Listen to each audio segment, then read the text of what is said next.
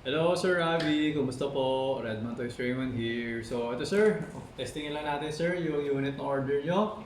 The Redmond Toys Edition, BCM MCMR 11.5 inches Airsoft Cast Blowback Rifle. Ayan sir.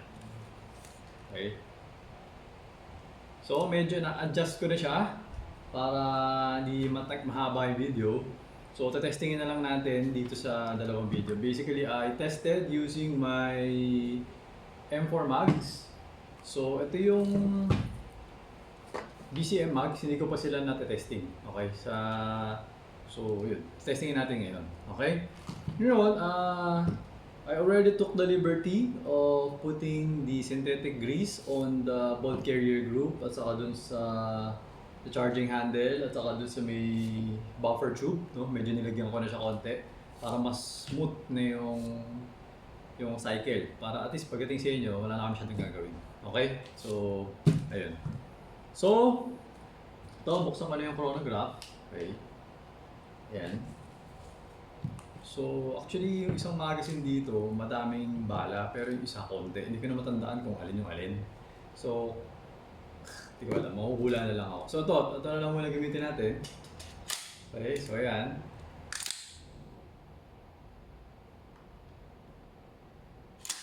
Okay, ayan. So for the first shot, teka. Okay, so we got 548.2. Ito, sir, pakita ko sa inyo. Makikita ba? Medyo malabo eh, pero kita naman. Ayan. Ito, baka ito mas kita ito. Kapag ganito.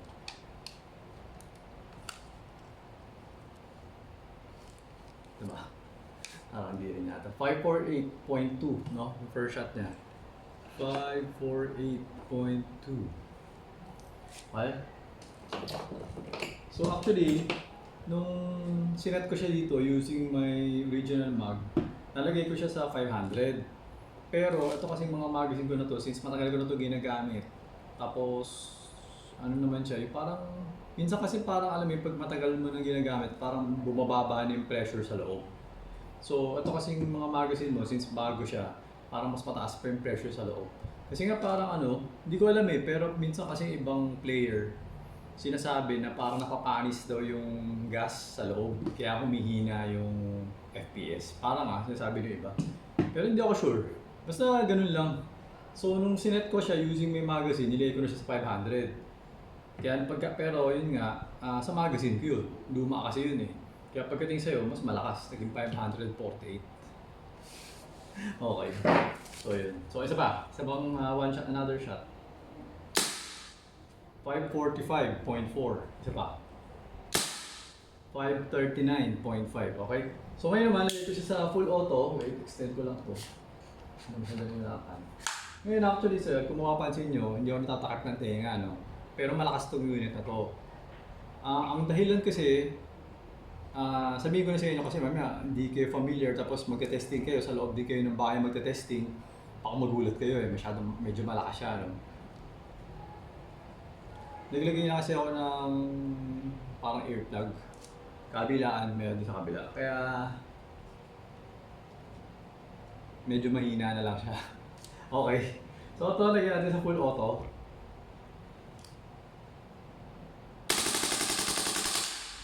Okay, so nakuha natin ng 11.4 BB per second, tapos 486 FPS. May bala pa hindi pa siya nag-open chamber eh. Okay. Pero medyo humina na. Hindi ko alam kung bitin yata yung gas na, kulang yata yung nilagay yung gas or something. Kasi nga, bago yung mag, so konti lang yung pumapasok na gas. Pero medyo humina na kasi siya. So ito. Testingin natin. Tingnan natin kung mag-open bolt, kung maubos yung bala. Yan. 524, 521, 518, 515, 512. Yan, nag-stop siya. Wala nang bala. Okay. Yata nag-open bolt na siya. Yan, wala nang bala. Okay. So, yun. So, ngayon, gamitin naman natin yung isang magazine. Pasok natin. Okay. So, ilang FPS to? 554.7, 554.7, 549.3. Okay? So, lagay ko nga sa full auto. 12.3 BB per second. Okay?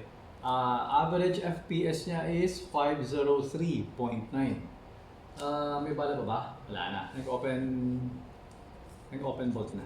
Okay? So, removing the magazine. Okay. Tapos, hammer down. Okay? So, yun. Ganun. So, ngayon, since beginner kayo or newbie yata kayo, hindi nyo ito malalagay sa safe, no? Kasi nag-hammer down na tayo. So, yun. Hindi nyo malalagay sa safe. Pag nakakasa lang yan, saka mo siya malalagay sa safe. Yan. Semi-auto. Tapos full auto. Yan. Ganyan. Pero kapag, yan, lagay ko sa safe, ayaw. Hindi makakalabit yung trigger, no? So, lagay natin sa semi, hammer down. So, ayaw na. Okay? Nagsastock siya hanggang dito lang siya. Ayaw tumuloy. So, ayun sir. So, adjustment ng hop-up nandito sa ibabaw. Meron siya kasamang Allen wrench dun sa isang supot. Okay? So, yun. Wala naman ako masyadong masasabi dito sa unit na to. Everything is perfect naman. So, papak ko na siya at madala ko na siya sa courier. Okay? Para ma-ship na siya sa inyo. Okay? So, ayun Sir Rabi. Thank you for your order. Until next transaction po, always remember to stay safe, stay great, be good, and be thankful always. God bless po sir. Bye-bye.